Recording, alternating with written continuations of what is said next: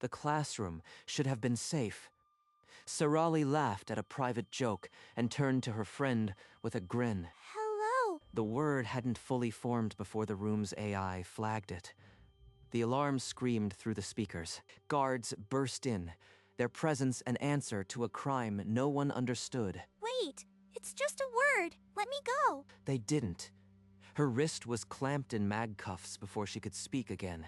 The corridor outside was filling with students, some crying, others just staring. Council banned Earth's language.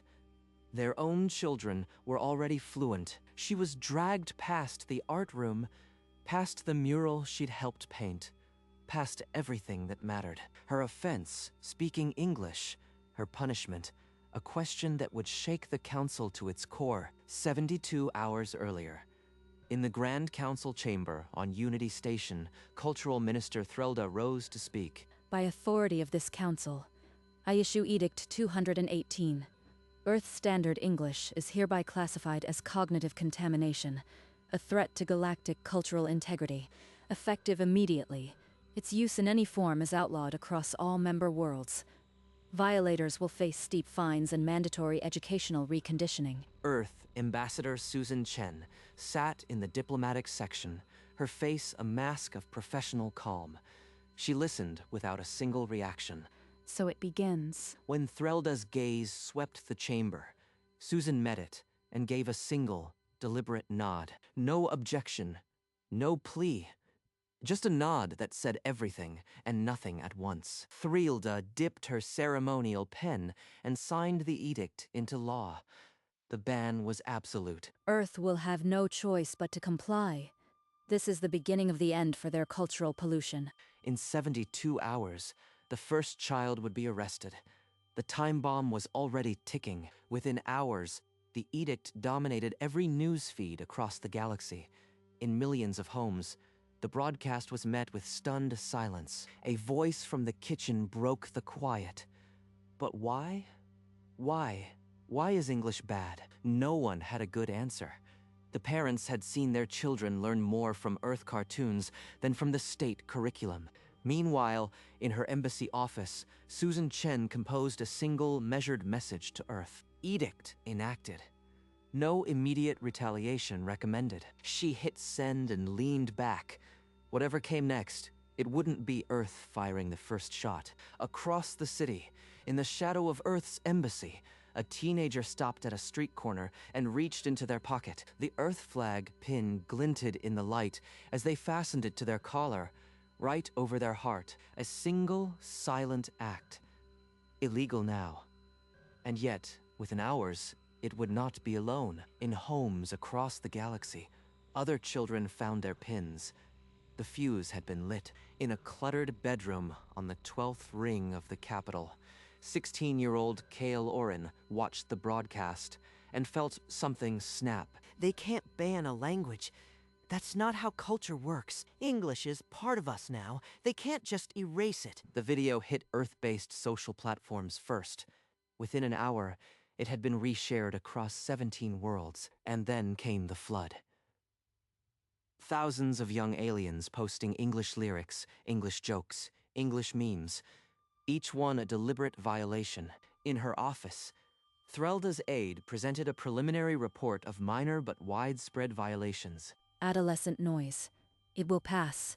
But by the next cycle, Kale's face was everywhere. The video had become a rallying cry. They heard me. They actually heard me. Threlda had miscalculated. The noise was not fading, it was just getting started. 48 hours later, the noise had become a crowd. 10,000 young aliens filled Unity Plaza, all wearing the same Earth flag pin.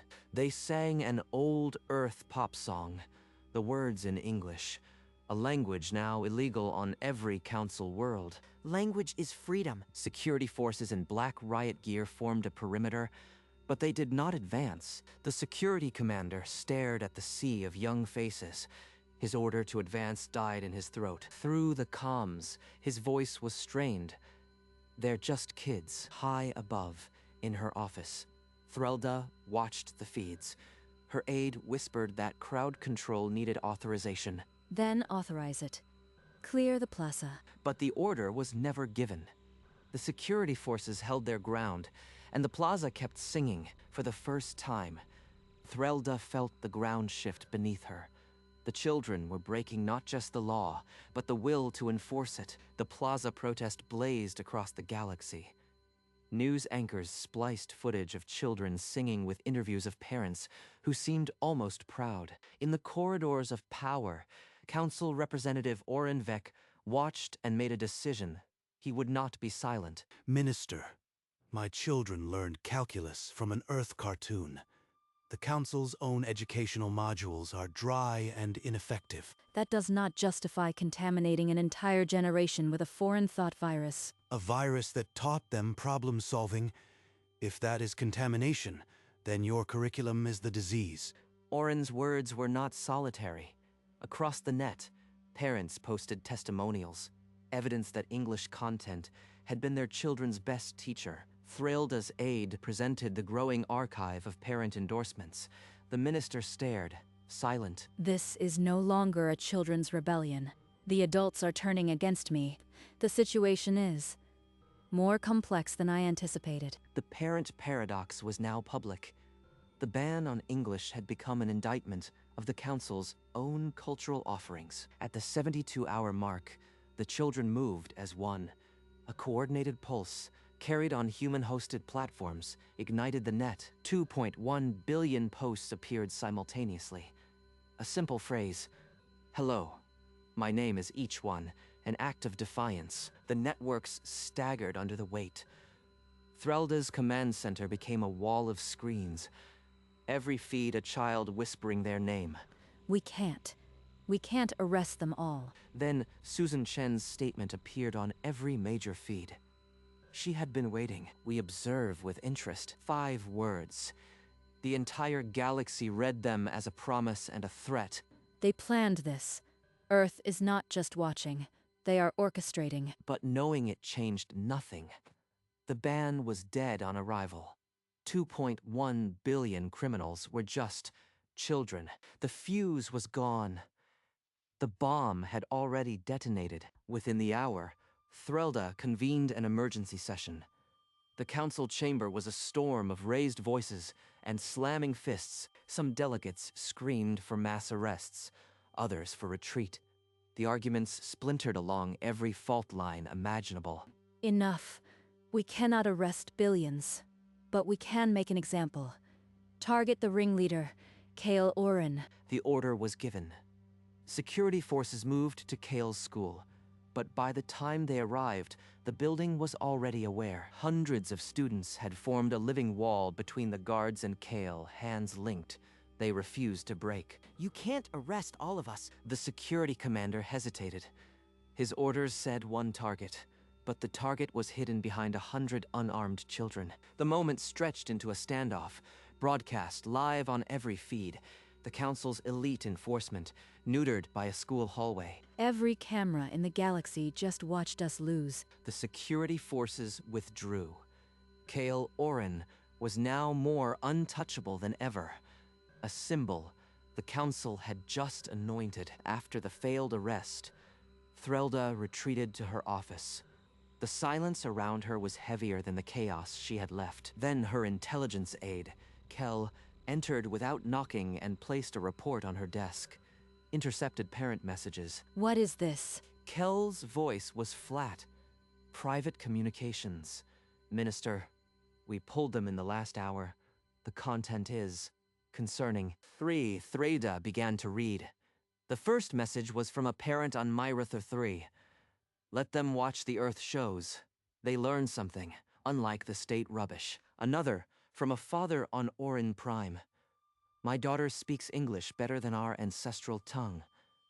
And I am proud. Message after message, a chorus of defiance. Parents encouraging their children, sharing Earth-produced content hidden in plain sight. They knew.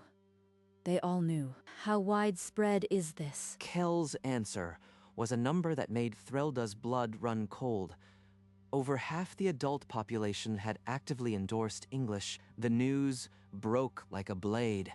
On every channel, a single headline: Minister's granddaughter speaks English. Threlda froze as a holographic feed displayed Serali's social profile, a 14-year-old girl with her grandmother's eyes and an Earth flag pin. The post was innocent. A few lines from an Earth love song. Under Edict 218, it was a confession. Serali. No, not her. Within minutes, opposition counselors were demanding she enforce the law on her own blood or step down. The law must apply equally, or it is tyranny. 3 ledge aid. Kel stared at the floor, then asks the question no one else would. Kel's question was quiet, but cut through the noise. What do you want us to do, Minister? If I arrest her, I lose my family. If I don't, I lose everything else. The entire galaxy held its breath, waiting for the Minister's next move.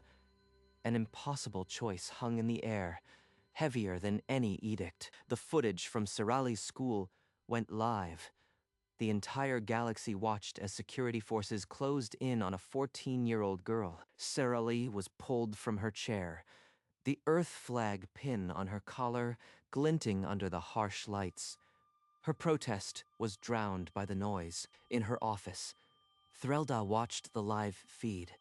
Her ceremonial half-circlet felt like a crown of thorns. Her daughter's voice shattered through the comms.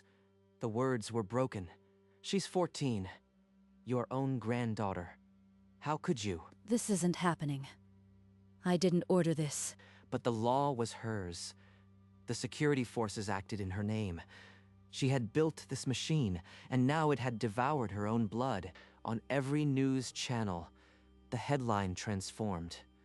The most famous prisoner in the galaxy, and the image was Serali's tear-streaked face. Serali was in custody, dragged through the same school hallway we saw at the beginning. The loop had closed. My law, my granddaughter, my ruin. The galaxy waited for a response that felt like it would never come. Threlda's choice was no longer political. It was a wound that would never close. Threlda arrived at the detention block alone.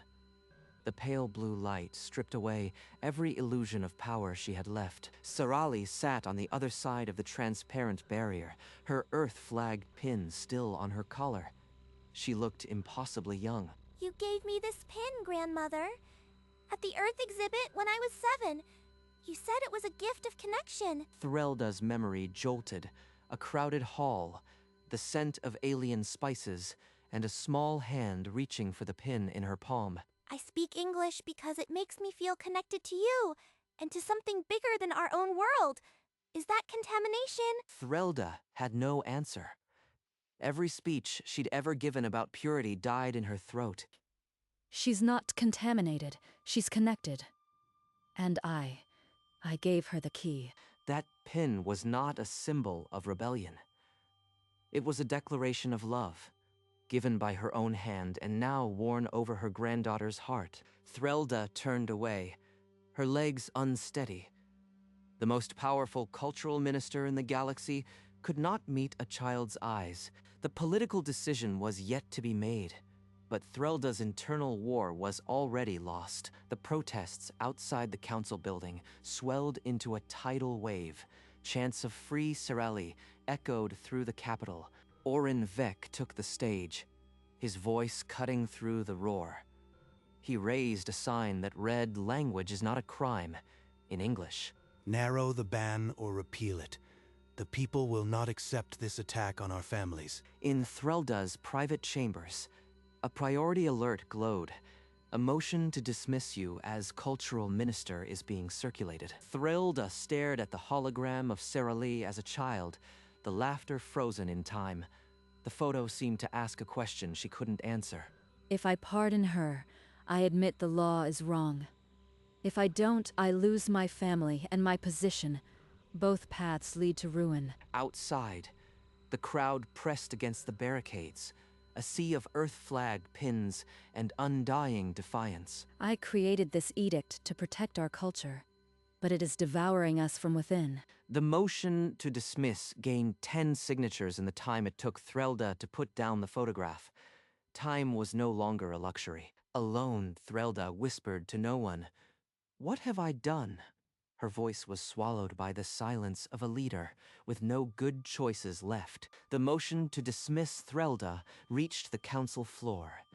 The voting hologram flickered with numbers too close to call. Each delegate pressed their choice, and with every chime, Threlda felt another thread of her authority snap. In her sparse detention cell, Sorali sat cross-legged on the bench, her voice barely a whisper. Then she began to sing. Twinkle, twinkle, little star. The guard outside froze. An old, forgotten Earth tune. Illegal, but heartbreakingly innocent. He raised his device and began to record. The recording leaked before the guard could even lower his hand. Within minutes, the lullaby was everywhere. A child's voice, a crime of beauty, in her office. Threlda watched the recording play. Her granddaughter's voice filled the room, and the wall of political calculation shattered. She's just a child. The lullaby stripped away every justification. The law, the fear, the pollution rhetoric, all of it crumbled against a simple song. The vote on her removal still hung in the balance, but Threlda no longer cared about the count. She had run out of time to hide from the truth. Threlda sent a single, encrypted message to the Earth Embassy. I request a private meeting. The response came in seconds. Ambassador Susan was already waiting when Threlda arrived, a calm presence in a room stripped of ornament. Minister, I thought you might call. Without waiting for a response, Susan projected a holographic chart. 87% of council youth spoke English, a silent, unkillable majority. You can't win this, Minister, but you can change the terms. Threlda stared at the data, then at Susan. The Earth Ambassador had not come to gloat. She had come to offer a road out. Narrow the ban to official documents only. Your granddaughter goes free. Your political crisis ends, and Earth won't push further. She's not trying to humiliate me. She's giving me an exit. Why would Earth offer this, after what I did? Because connection is not contamination. It never was. We want a bridge, not a surrender. Take the compromise, Minister, for her. Before Threlda could act, her daughter held a press conference. The words cut across every channel. A daughter disowning her mother. My mother chose ideology over family. I will not let her law destroy my child. Threlda watched from her private chamber, the broadcast's light flickering across her face. She did not move. The daughter she had raised, now a stranger on a screen, condemned her for the galaxy to see. She's right.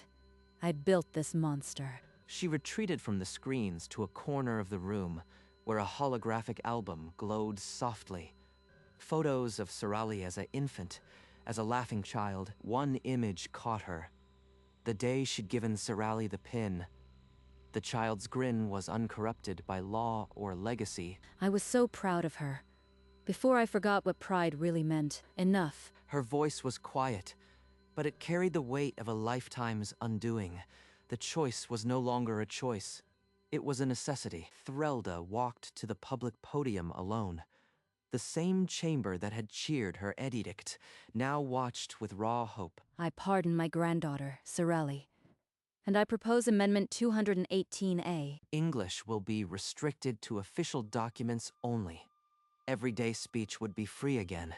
The plaza erupted, Earth flag pins catching the light as thousands wept with relief. Sorali emerged from the detention center into her mother's arms, the Earth flag pin still bright on her collar. Threlda watched from the podium, her political capital spent, but her conscience at last quiet. I did not build a bridge, but maybe I stopped burning the last one. The crisis was stalled, but the question of full equality still hung unanswered. A step, not the destination, but a necessary one. Threlda stepped down from the podium, her half-circlet askew, knowing the fight was not over. But today, her granddaughter was free. The next day, the council gathered to vote on Amendment 218A. The holographic tally flickered with each delegate's choice. When the final number appeared, 98 in favor, 44 opposed, a murmur swept through the room. The amendment had passed. Oren Vec took the floor immediately. his voice steady but carrying a new weight. This is a step, but only a step. The edict must be repealed entirely. Half measures will not heal the rift. Scattered applause, but many delegates nodded. The words landed like a promise of battles still to come. Threlda listened from her seat, her face unreadable. The amendment was law, but she felt no triumph. He's right, but not today. I have no more strength for that fight. She signed the final amendment document with the same ceremonial pen that had signed the ban. The irony was not lost on her. English was now decriminalized for everyday use. The ban was, for all practical purposes, dead. But the question of full acceptance still lingered like a held breath. The youth had won a battle, but the language war was not over. Within a week, the groundswell for full repeal had become unstoppable. Counselors from a dozen worlds introduced a motion to erase Edict 218 entirely. Threlda, no longer fighting the current, rose to speak. Her words were simple. I support the repeal. The chamber erupted. A flood of green lights lit the tally as the vote proceeded. 142 in favor, 0 opposed. Edict 218 was dead. English was now simply a language, like any other. The nightmare that had begun in a school hallway was over. In streets across the capital, young aliens danced, their Earth flag pins bright, singing in English without fear. For a moment, the galaxy forgot to be afraid. The future felt possible again. Threlda watched the tally fade, her expression unreadable. She had created the ban. Now she had helped bury it. But the deeper questions still waited. Could the language ever be more than tolerated? 6 months later, the Galactic Council hosted a ceremony unlike any other. On the grand stage, Earth and Council flags hung side by side. This is a victory for connection over fear. English is no longer a threat. It is a bridge. Susan gestured for Threlda to join her. The cultural minister rose, her steps hesitant but deliberate. Hello. My name is Threlda. Her accent was thick, her grammar imperfect, but the words hung in the air like a sacrament. I am sorry. For the fear, for the pain, I was wrong. In the front row, Sorelli pressed her hands to her mouth, tears streaming down her cheeks. She did it. She really did it. The chamber erupted in applause, a sound that seemed to shake the very stars. English was now a co-official language of the Galactic Council. The children had been right all along. After the ceremony, Threlda made her way to Sorelli's school without an escort. The same building that had once held her granddaughter prisoner now hummed with life. Through a classroom window, she saw children of every species gathered around a holographic Earth cartoon, singing along in English without a trace of fear. This is what I tried to destroy. And it is beautiful. A familiar voice pierced the air. Sorali had spotted her through the hallway glass and was already running. Grandmother! They collided in the middle of the hallway, Threlda's formal robes swallowing the child in an embrace that had been too long denied. I was so wrong, child. I was so very wrong. It's okay, Grandmother. You are here now. That's what matters. Hello, my little star. The language that had been a crime became a bridge. The healing had finally begun. That evening, Threlda returned to her private study. The room was quiet, lit only by the soft glow of the city beyond the window. With slow hands, she removed her ceremonial half-circlet, the symbol of her old authority, and placed it on the desk. Beside it, a holographic photo of Sorali smiled up at her, the Earth flag pinned on her collar, as bright as a promise. In the end, the ban that had been meant to protect a culture nearly destroyed hers. But the children had already chosen a different future. Threlda reached into a small box and withdrew a new pin, the blue and gold of Earth, and fastened it over her own heart. The same pin she had once given her granddaughter, now worn by the woman who had tried to ban it. She looked out at the skyline where 1,000 lights flickered, each one a child speaking English without fear. They were right, all along. Far above, the galaxy turned, and the streams of light connecting Earth and the Council worlds shone a little brighter. The ban was gone, the language remained, and the children had always known the truth. Connection is not contamination.